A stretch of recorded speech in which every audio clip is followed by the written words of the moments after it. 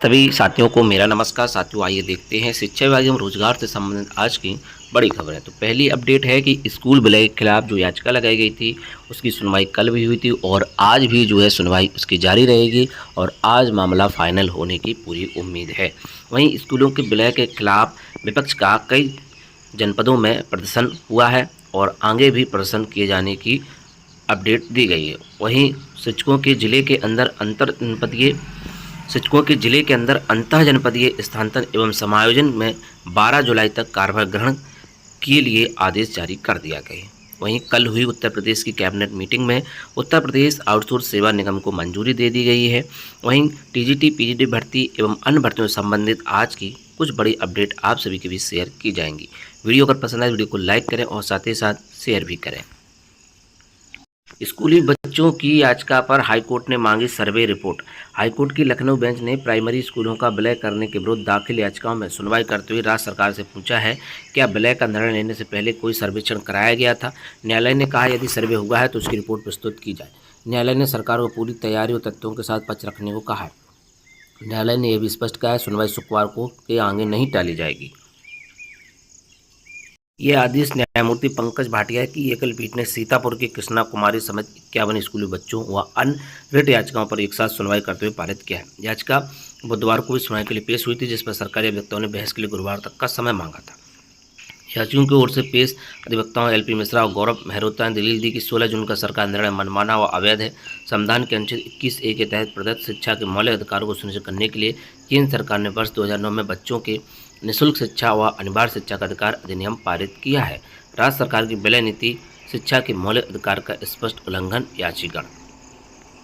वहीं स्कूलों के विलय के विरोध दूसरे दिन भी गरजे कांग्रेसी परिषदीय प्राथमिक और जूनियर हाई स्कूल के विलय का विरोध में कांग्रेस कार्यकर्ताओं ने गुरुवार को लगातार दूसरे दिन प्रदर्शन किया।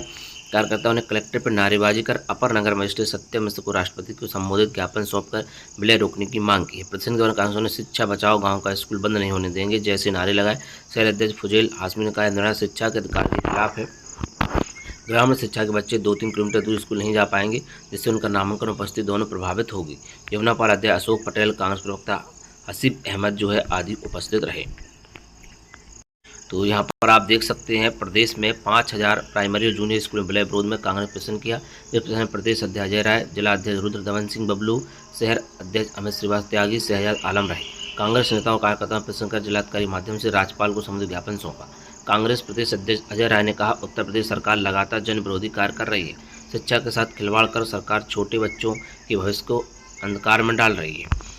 बेगम हजरत महल पार्क से कलेक्टर तक गुरुवार को कांग्रेस ने विरोध प्रदर्शन किया। विलय के विरोध में आपका आंदोलन 9 से कम छात्र संख्या वाले परिषदीय प्राथमिक उच्च प्राथमिक स्कूलों में विलय पास के दूसरे विद्यालय किए जाने का आम आदमी पार्टी विरोध करेगी और 9 जुलाई से प्रदेश व्यापी आंदोलन शुरू करेगी। राज्यसभा सदस्य संजय सिंह ने कहा है कि वह छात्रों के साथ नाइंसाफी नहीं होने देंगे।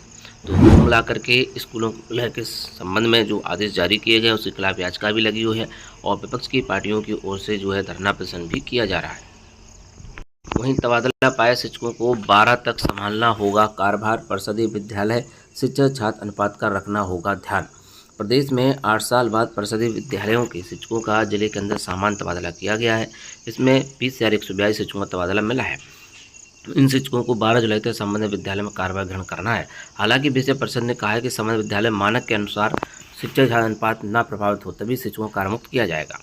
विषय परिषद ने लंबी कवायद के बाद 30 जून को देर रात शिक्षकों की तबादला सूची जारी की थी। इसके बाद से जिलों में शिक्षकों का कार्यभार ग्रहण कराने के निर्देश की प्रतीक्षा की जा रही थी। अब परिषद ने दिशा निर्देश जारी किए। इसमें कहा है तबादला पाए शिक्षकों को मानव संसाधन पोर्टल पर साथ साथ कार्यमुक्त और कार्यभार ग्रहण कराने की प्रक्रिया 12 जुलाई तक की जाएगी। परिषद के सचिव सुरेंद्र कुमार तिवारी ने कहा तबादला समायोजन आरटी एक्ट के अनुसार छात्र शिक्षा अनुपात प्रभावित न हो इसका ध्यान रखते हुए कार्यमुक्त और कार्यभार ग्रहण कराया जाएगा। शिक्षकों का विषय कैडर पदनाम जांच कर नियमित शिक्षक को ही कार्यमुक्त और कार्यभार दिया जाएगा। ग्रामीण सेवा संवर्ग से ग्रामीण सेवा संवर्ग और नगर सेवा संवर्ग से नगर सेवा संवर्ग में ही शिक्षकों का तबादला किया जाएगा। सचिव ने सभी बीएसयू को निर्देश दिया है कि शिक्षकों को कार्यमुक्त और कार्यभार कराने की सभी कार्रवाई निर्धारित प्रक्रिया के अनुसार पारदर्शी तरीके से कराएं। इसमें गड़बड़ी मिलने पर भी उत्तरदायी माने जाएंगे। तो क्या बिना शिक्षक छात्र अनुपात देखे हुए तबादले? परिषद की ओर से जिले के अंदर समान तबादला यह कहते हुए किया गया था कि इसे छात्र शिक्षक अनुपात देखते हुए किया जा रहा है, लेकिन अब तबादला होने के बाद कहा जा रहा है कि शिक्षक छात्र अनुपात प्रभावित ना हो। ऐसी स्थिति में ही शिक्षक कार्यमुक्त किए जाएंगे। इससे परिषद की तबादला व्यवस्था पर सवाल उठ रहे हैं। कुछ जिलों में तबादला पाए शिक्षकों को इसी वजह से कार्यमुक्त नहीं हो पा रहा है। खैर जो भी हो, 20,142 शिक्षकों का तबादला मिला हुआ है और जो है शिक्षक छात्र अनुपात प्रभावित ना हो, इसको देखते हुए कार्यमुक्त की बात कही जा रही है। अब इसमें देखना होगा कि शिक्षक छात्र अनुपात किस बेस पर अब देखेंगे, क्योंकि पहले जो है एक विद्यालय में अगर 60 तक बच्चे नहीं हैं, 60 तक ही बच्चे हैं, तो वहाँ पर जो है एक शिक्षक शिक्षामित्र और अगर एक और शिक्षक है तो उनको सरप्लस में दिखाया गया है। आप देखना होगा कि इसमें शिक्षामित्रों को ऐड करके कार्यमुक्त करते हैं या नहीं करते हैं। वहीं 3 साल के लिए होगा आउटसोर्स एजेंसी का चयन। उत्तर प्रदेश आउटसोर्स सेवा निगम के गठन को मंजूरी। मुख्य सचिव के प्रस्ताव में बोर्ड ऑफ डायरेक्टर और डीजी की नियुक्ति। हर माह की 5 तारीख तक वेतन भुगतान। माननीय मुख्यमंत्री श्री योगी आदित्यनाथ जी ने प्रदेश के लाखों आउटसोर्स कार्मिकों के श्रम अधिकारों, पारिश्रमिक और सामाजिक सुरक्षा के लिए गुरुवार के ऐतिहासिक निर्णय लिया है। उन्होंने उत्तर प्रदेश आउटसोर्स सेवा निगम UPCOS के गठन को मंजूरी दी है। इसमें मुख्य सचिव की अध्यक्षता में एक बोर्ड ऑफ डायरेक्टर और एक महासचिव की नियुक्ति होगी। एजेंसियों का चयन जैम पोर्टल के माध्यम से न्यूनतम 3 वर्षों के लिए किया जाएगा। एजेंसियों का योगी जी ने कहा है इसमें आउटसोर्स एजेंसी बनवाई अंकुश लगेगा और नियम उल्लंघन पर ब्लैक लिस्ट और दंड का प्रावधान होगा। माननीय मुख्यमंत्री योगी आदित्यनाथ जी ने गुरुवार को अपने आवास पर उच्च स्तरीय बैठक में प्रस्ताव निगम की कार्यप्रणाली संरचना दायरे पर स्थित विचार विमर्श करते हुए कहा, वर्तमान व्यवस्था में आउटसोर्सिंग एजेंसियों का चयन विकेंद्रीकृत तरीके से होता है। इसका समय पर वेतन न मिलना, वेतन कटौती, EPF और ESC लाभों से वंचित रहना, पारदर्शिता की कमी और उत्पीड़न जैसी अनेक शिकायतें मिलती हैं। इस परिप्रेक्ष्य में संपूर्ण व्यवस्था में व्यापक सुधार आवश्यक है। सरकारी नौकरी तरह आरक्षण। योगी ने कहा है कि प्रस्ताव निगम द्वारा की वाली सभी नियुक्तियों में SC, ST, OBC, EWS, महिला, दिव्यांगजन, पूर्व सैनिकों के लिए आरक्षण प्रावधानों का पूर्णतः पालन किया जाए। निराश्रित, तलाकशुदा और परित्यक्ता महिलाओं को प्राथमिकता दी जाए। मुख्यमंत्री जी ने यह भी निर्देश दिया कि नियमित पदों पर कोई भी आउटसोर्स सेवा नहीं ली जाए। चयन के बाद कोई भी कार्य तब तक सेवा से मुक्त न किया जाए जब तक संबंधित विभाग का सक्षम अधिकारी की संस्तुति न हो। तो हर माह की 5 तारीख तक वेतन भुगतान। माननीय मुख्यमंत्री योगी ने निर्देश दिया कि सभी आउटसोर्सिंग कार्मिकों को पारिश्रमिक प्रत्येक माह की 5 तारीख तक सीधे उनके बैंक खाते में भेजा जाए और EPF और ESI की रकम समय से जमा हो। साथ ही EPF, ESI तथा बैंकों से अनुबंध सभी लाभ भी कर्मचारियों को प्रदान किया जाए। तो उत्तर प्रदेश आउटसोर्स सेवा निगम को जो है कल मंजूरी दी गई है। आउटसोर्स सेवा निगम बनने से एजेंसियों की मनमानी पर लगेगा अंकुश। योगी मोदी जी ने कहा है श्रमिकों को मिलेगी सामाजिक सुरक्षा और सम्मान। हर माह 5 तारीख तक वेतन भुगतान और EPF, ESC जमा करना अनिवार्य होगा। तो कर्मियों को आउटसोर्स सेवा निगम शोषण से बचाएगा। मुख्यमंत्री योगी ने दिए निगम गठन के निर्देश। श्रमिकों को समय पर वेतन और EPF अंशदान होगा। तो गुरुवार को जो कल इसकी उच्च स्तरीय बैठक हुई, बड़े सचिव ने कहा है कि प्रस्ताव निगम गठन कंपनी एक्ट के तहत किया जाए। मुख्य सचिव की अध्यक्षता में बोर्ड ऑफ डायरेक्टर और एक महासचिव की भी नियुक्ति होगी। वहीं असिस्टेंट प्रोफेसर भर्ती में अब लिखित परीक्षा भी होगी। कैबिनेट ने उच्चतर शिक्षा सेवा नियमावली संशोधन की दी मंजूरी। लोक सेवा आयोग वस्तु सवाल लिखित परीक्षा भी कराएगा।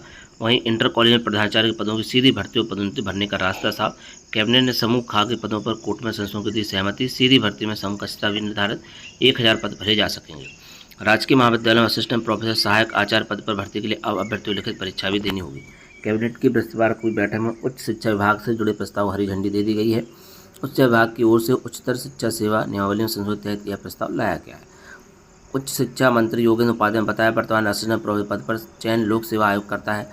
उच्चतर शिक्षा समूह का सेवा नियमावली 1985 से अंतर्गत केवल आयोग की ओर से साक्षात्कार के माध्यम से इसकी नियुक्ति की जाती थी। इसमें संशोधन करते हुए अब भर्ती लिखित परीक्षा वस्तुनिष्ठ सवालों व साहित्य के संयुक्त अंकों के आधार पर की जाएगी। वहीं राजकीय इंटर कॉलेज में प्रधान पदों की सीधी भर्ती और पदोन्नति भरने का रास्ता साफ हो गया है। कैबिनेट ने उत्तर प्रदेश शैक्षिक सामान्य शिक्षा सेवक संवर्ग सेवा नियमावली 2025 5वें संशोधन लागू करने की सहमति दी है। इससे पदोन्नति और सीधी भर्ती के लगभग 1000 पदों को भरे जाने का रास्ता साफ हो गया है।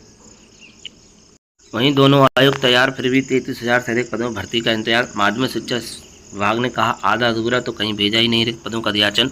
उत्तर प्रदेश लोक सेवा आयोग और उत्तर प्रदेश शिक्षा सेवा चयन आयोग की भर्तियां फंसी। 7 साल से LT ग्रेड शिक्षक की भर्ती नहीं। पुरानी भर्तियों को लेकर भी असमंजस। उत्तर प्रदेश लोक सेवा आयोग और उत्तर प्रदेश शिक्षा सेवा चयन आयोग शिक्षक भर्ती के तैयार हैं, लेकिन माध्यमिक सेवा विभाग से दोनों आयोग की सहयोग न मिलने के कारण 33,000 से अधिक पदों में भर्तियां फंसी हुई हैं। उत्तर प्रदेश लोक सेवा आयोग और राजकीय माध्यमिक विद्यालयों उत्तर प्रदेश शिक्षा सेवा चयन आयोग की अशासकीय माध्यमिक विद्यालयों सहायक अध्यापक और प्रवक्ता के पदों पर भर्ती करनी है। UPPSC की भर्ती के लिए जहां आधा अधूरा अध्याचन मिला है, वहीं शिक्षा सेवा चयन आयोग को कोई अध्याचन ही नहीं मिला है। तो उत्तर प्रदेश लोक सेवा आयोग ने 3 माह पहले माध्यमिक शिक्षा विभाग को पूर्व में भेजा गया अध्याचन वापस कर दिया था और कहा था विषयवार आरक्षण निर्धारण करने के बाद अध्याचन दोबारा भेजा जाए। सूत्रों के मुताबिक माध्यमिक शिक्षा विभाग ने UPSC को प्रवक्ता और LT ग्रेड के 9017 पदयाचन भेजा है, लेकिन तकनीकी अड़चन कारण भर्ती फंसी हुई है। तो ये स्थिति है और जो है अध्याचन जाता है, वापस होता है, कहीं आधा अधूरा भेज दिया जाता है। कुल मिला के भर्तियों में इसी प्रकार से चल रहा है और 33,000 से अधिक पदों पर भर्ती का अभी भी इंतजार है। वहीं ग्राम विकास अधिकारी बनने के लिए अब इंटरमीडिएट साथ CCC कोर्स जरूरी। कैबिनेट ने सेवा नियमावली 2025 को मंजूरी, पुरानी नियमावली समाप्त। समाज कल्याण विभाग की ग्राम विकास अधिकारी सेवा नियमावली में संशोधन। ग्राम विकास विभाग में ग्राम विकास अधिकारी पद पर भर्ती के लिए अब इंटरमीडिएट उसके संगत परीक्षा उत्तीर्ण के साथ कंप्यूटर का CCC कोर्स प्रमाण पत्र होना जरूरी होगा। कैबिनेट ने ग्राम विकास विभाग की ग्राम विकास अधिकारी सेवा नियमावली 2025 को मंजूरी प्रदान कर दी है। साथ ही वर्ष 80 में बनी पुरानी नियमावली को समाप्त कर दिया है। इसी तरह समाज कल्याण विभाग में भी ग्राम विकास अधिकारी और सहायक विकास अधिकारी पद पर भर्ती के लिए CCC का कोर्स अनिवार्य कर दिया गया है। बता दें कि ग्राम विकास विभाग की पुरानी नियमावली में शैक्षिक अर्हता विज्ञान या कृषि के साथ इंटरमीडिएट परीक्षा उत्तीर्ण करना निर्धारित की गई थी। कैबिनेट द्वारा मंजूर नई सेवा नियमावली में पदधारकों द्वारा विभाग के कार्यों को गुणवत्ता के साथ संपादित करने के उद्देश्य से कंप्यूटर संचालन नीलेट द्वारा जारी CCC प्रमाण पत्र होने की व्यवस्था की गई है। नई नियमावली के मुताबिक उत्तर प्रदेश ग्राम विकास अधिकारी सेवा एक राज्य अधीनस्थ अराजपत्य सेवा होगी। इसके एक जिले से दूसरे जिले में तबादला भी किया जा सकेगा। इस नियमावली को मंजूरी मिलने से ग्राम विकास अधिकारी कुल 8,257 पदों में से वर्तमान रिक्त 2,578 पदों में भर्ती कार्रवाई समयबद्ध तरीके से पूरी की जा सकती है। तो साथियों, आज की महत्वपूर्ण अपडेट में बस इतना ही। और भी अन्य अपडेट के लिए बने रहें आप हमारे YouTube चैनल सच्चाई विभाग पर। तो मिलते हैं आप किसी नेक्स्ट वीडियो में। जय हिंद।